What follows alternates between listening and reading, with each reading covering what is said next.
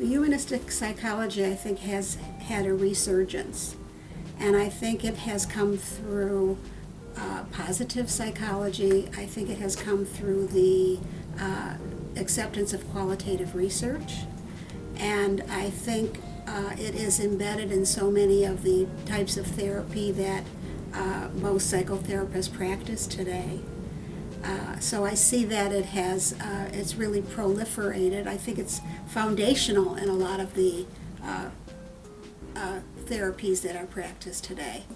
I think we find the roots of acceptance of the person, respect for the human dignity of the person, seeing the person as a whole person, and even a person-centered approach.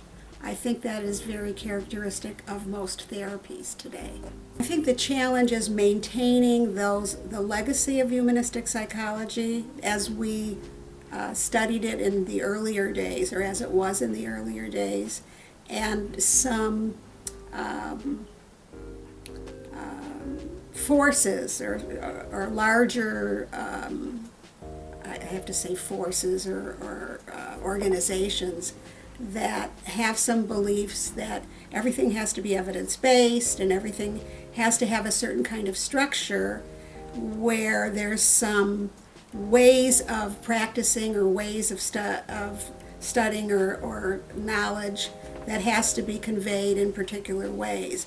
And so the challenge for humanistic psychology and for education is to maintain the concepts and philosophy and theories of humanistic psychology while integrating what is new and current into those curricula. When you were first training, I'm sure you were exposed to a lot of different modalities. What was it about humanistic psychology that drew you in? Well, it was really Clark Moustakis' writings, and his writings about experience, human experience, rather than, and that also was a holistic approach, looking at the whole person and person-centered experience, and that resonated with me, rather than an objective or a pathological approach, and looking at what the resources are, what the building blocks are within the individual, that the individual can utilize or tap into, kind of the well of resources within the individual that will facilitate that individual's growth and change and progress. Those kinds of ideas sang to me, rather than looking at, it's an optimistic view, rather than a pessimistic view or a medical model that says, what's wrong, what do we have to fix, and who's taking responsibility for the fixing.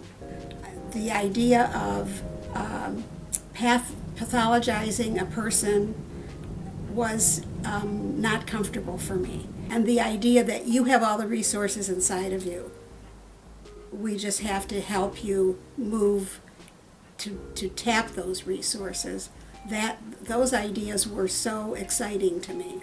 Because I think when the individual who is suffering and in this place of darkness, there's always this little kindle of this little flame inside, this belief.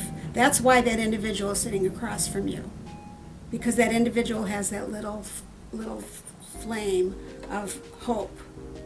They're coming to you, and I have this hope. Maybe the suffering can be less. Maybe the suffering can end. Even if I say, yeah, you have this illness, and you have these problems, and I can fix it.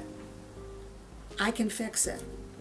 If you come and see me, and for several years, you have to come and see me for several years, and these are the things we'll be doing. It doesn't instill any responsibility in you, and it doesn't instill faith in you. I mean, there's so many clients I recall that I worked with where they would say to me, I have no hope, and I would say, I will hold the hope in this room. I'll hold the hope, I'll hold the faith as we sit together. And that elicits change, because it elicits a belief in self and also a willingness to begin to explore. It's very scary to explore, to look in those dark places. But then there's a willingness to begin to look.